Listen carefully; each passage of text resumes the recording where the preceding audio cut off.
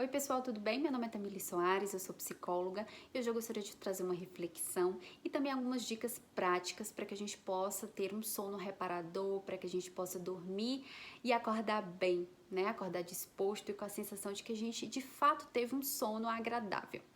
Algumas pessoas, em qualquer momento da vida, né? Algumas não, talvez todas nós, iremos em algum momento da vida experimentar uma dificuldade para dormir.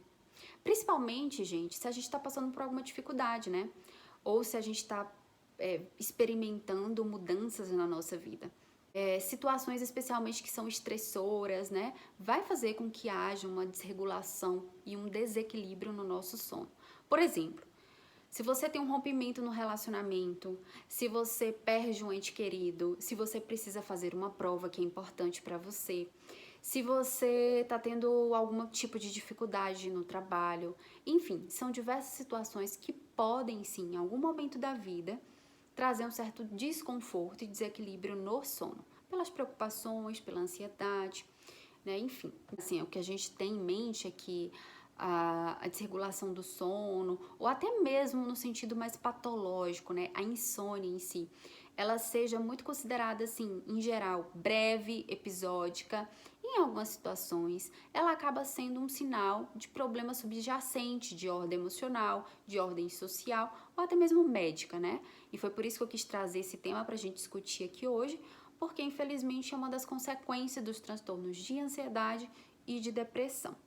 Existem alguns tipos de insônia que eu gostaria de trazer para a gente refletir, mas isso não exclui uma avaliação detalhada da sua história de vida, uma avaliação clínica de um psiquiatra, de um neurologista, de um psicólogo.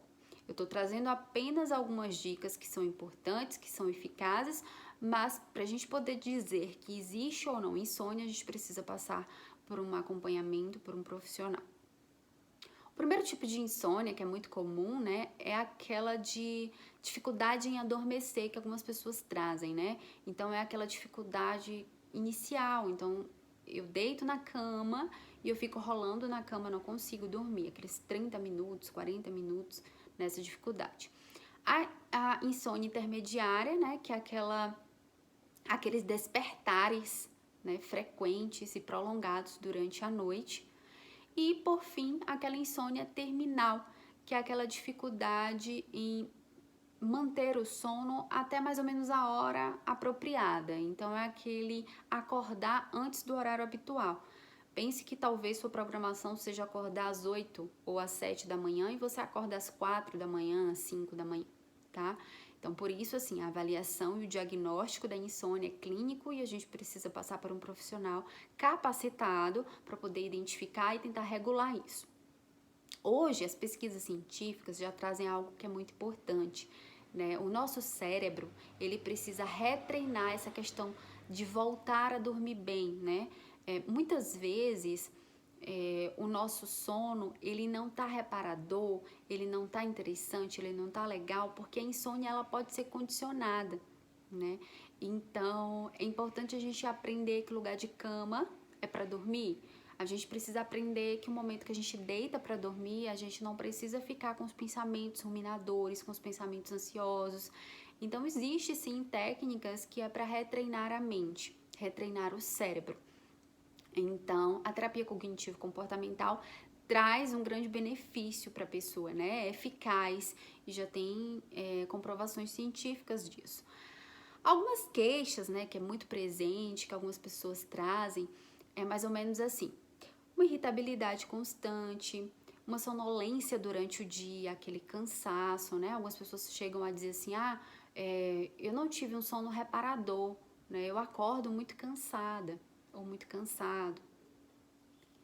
Falta de motivação, muitas vezes uma dispersão até por falta de cuidado, né? Às vezes você esquece as coisas durante o dia, porque sua mente não tá ali, né, focada e voltada, você tá bastante desmotivado, sem energia.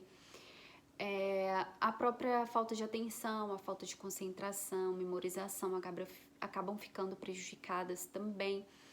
Então, assim, até problemas fisiológicos, tá? Então, dor de cabeça, né? Muitas pessoas dizem, não tô conseguindo dormir bem, sinto muita dor de cabeça. Ou problemas gastrointestinais também acontece com bastante frequência.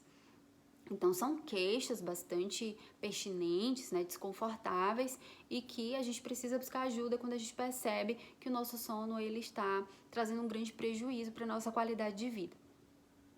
Como eu disse para vocês, né, a gente apresenta algumas situações, por exemplo, que são estressoras.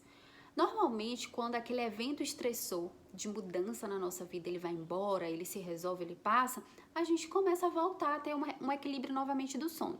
Mas se você percebe, mesmo que o evento estressor passou, foi embora, já não tem mais nenhum problema e ainda assim você tem apresentado, né, uma insônia frequente, um distúrbio do sono, é importante. E aí eu recomendo fortemente a busca por um profissional. Bem, as dicas práticas, né, para você colocar no seu dia a dia, na sua rotina, elas vão estar descritas em meu blog, porque são 10 dicas interessantes que eu quero que você pegue e leia com calma cada uma delas e comece a praticar. Se você perceber que ainda assim, mesmo depois de praticar todas essas dicas, que são dicas e intervenções da terapia cognitivo-comportamental, você notar que mesmo assim você não tem tido um sono reparador, você tem acordado muitas vezes, ou você tem tido algum tipo desses 3 sinais aqui que eu trouxe para vocês, né? Regular isso para você ter uma qualidade melhor na tua saúde emocional.